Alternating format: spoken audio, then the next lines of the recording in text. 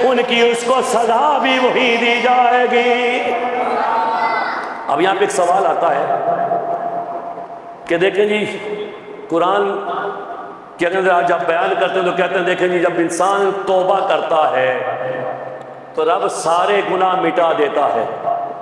یہ سنا ہے نا آپ نے، جب انسان گناہ کرتا ہے اس کے بعد توبہ کرتا ہے تو اللہ اس گناہ کو مٹا دیتا ہے، ختم کر دیتا ہے۔ تو پھر یہ جو قرآن کہتا ہے جو چھوٹے چھوٹے گناہ ہوں گے یہ بھی سامنے آئیں گے، جو چھوٹی چھوٹی نیکیاں ہوں گی وہ بھی سامنے آئیں گی، تو یہ دونوں میں تضاد نہیں آ رہا؟ ظاہراً تو تضاد آ رہا ہے نا۔ اسی لیے ہم کہا کرتے ہیں نا کہ جب آپ کچھ لوگ کہتے ہیں جی قرآن کو کوئی بھی پڑھ لے، جہاں سے مرضی آپ پڑھ لیں، بس ترجمے والا قرآن لے لیں آپ پڑھ لیں، تو خود پڑھنے سے پھر یہاں آ کے پھنس جاتا ہے انسان۔ اس لیے ہم کہتے ہیں علماء کی خدمت میں جاؤ، وہاں سے سیکھو قرآن کو۔ اب یہ تضاد نہیں آتا، بات یہ ہے، اس کا مطلب یہ ہے کہ اگر تم نے گناہ کیے، اپنے گناہ پہ نادم ہو کے رب کی بارگاہ میں جب تم نے سر جھکایا، اللہ کے محبوب فرماتے ہیں، رب فرماتا ہے کہ جب کسی گناہگار کی آنکھ سے آنسو کا قطرہ ندامت کا گرتا ہے، ابھی وہ زمین پہ نہیں پہنچتا، اللہ اس کی زندگی کے گناہوں کو معاف فرما دیتا ہے۔ لیکن اگر انسان جس گناہ کو گناہ ہی نہ سمجھے،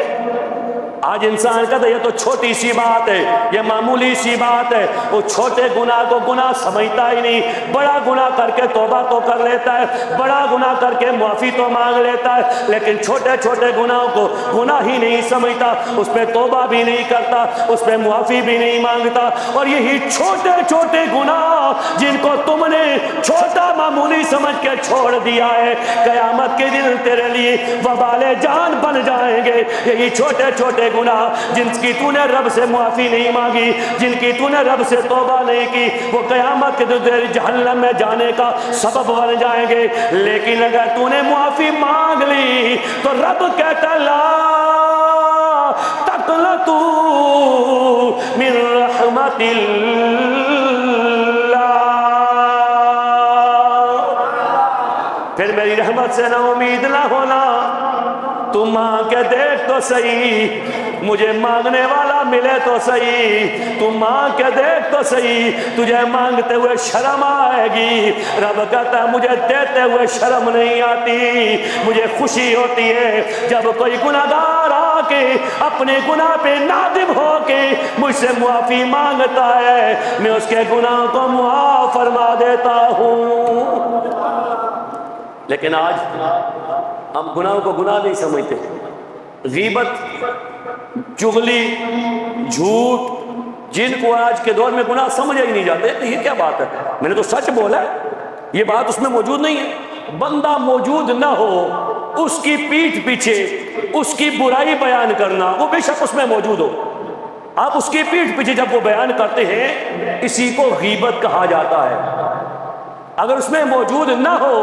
پھر آپ یہ بات بیان کریں اس کے اوپر، تو اس کو غیبت، اس کو الزام کہا جاتا ہے، تو اس میں الزام لگا رہے ہیں، وہ تو عیب اس میں موجود ہی نہیں۔ موجود ہو، غیر موجودگی اس کی میں جب آپ اس کو بیان کریں لوگوں کے سامنے، اس کو برا ثابت کرنے کے لیے، تو اس کو غیبت کہا جاتا ہے۔ اور غیبت اتنا بڑا گناہ ہے، نبی فرماتے ہیں غیبت کرنے والا ایسے ہے جیسے اپنے سگے مردہ بھائی کا گوشت کھانے والا ہے۔ کوئی بندہ یہ برداشت کرتا ہے کہ اپنے بھائی کا گوشت کھائے؟ آج کل تو خیر خون سفید ہو گیا، زندہ بھائیوں کو گولیاں مار دی جاتی ہیں، زمین کے چھوٹے سے ٹکڑے کے لیے، دنیا کے چند ٹکوں کے لیے بھائی بھائی کا دشمن بنا ہوا ہے، بیٹا باپ کا دشمن ہے، بیٹی ماں کی دشمن ہے، کوئی رشتہ داری برادری کا لحاظ ختم ہو گیا، غریبہ مسکینہ کی ہمدردی ختم ہو گئی ہے۔ تو یہی تو قرآن نے کہا یومئذ تحدث اخبارات، بتائے گی تو قیامت کے دن زمین